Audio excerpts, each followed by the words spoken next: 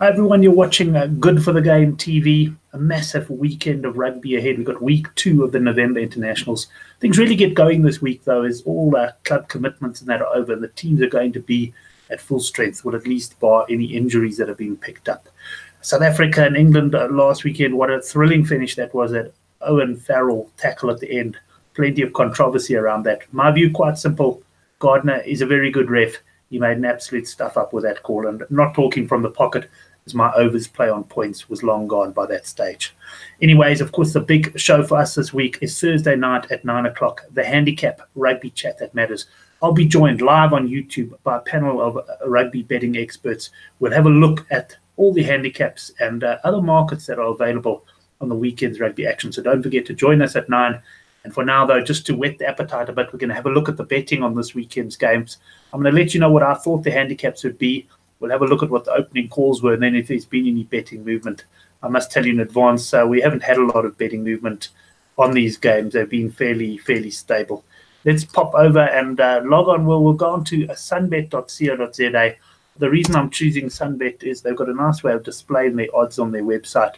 First of all, to those who are new to the site, if you do want to sign up for them, there's a sign up in the top right-hand corner. You just click on there and you can register. It's very easy to get started online betting. I'm going to click on Rugby Union, and it's going to bring up the 5 internationals that I want to talk about here. Let's start off with Scotland up against Fiji. Scotland, you can see firm favourites here at 1-10. Minus 15.5 is the current handicap. I projected this at 14.5, and there was 16.5 available as well. So very stable. Not much difference to what I'm thinking of, so no obvious value for me there. England up against New Zealand. I underestimated the handicap on this one a bit. I came out England plus 8.5. There was 12.5 initially, and there seems to be quite a bit of support for New Zealand. 13.5 at Sunbet, and we see it's shortened in the minus 13.5 to 8-10, and that's usually as a result of money coming from the Sunbet punters. Wales up against Australia. Wales minus 2.5 at the moment. I made them minus 3.5. No, minus 2.5 exactly, in fact, when I priced up. So also very stable. If anything, a little bit of support here for Australia on the handicap. Ireland against Argentina. Ireland coming off a thumping win over Italy in Chicago on the weekend.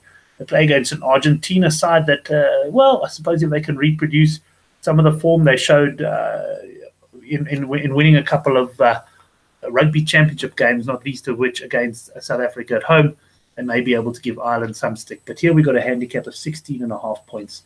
I priced this up at minus 12.5 Ireland.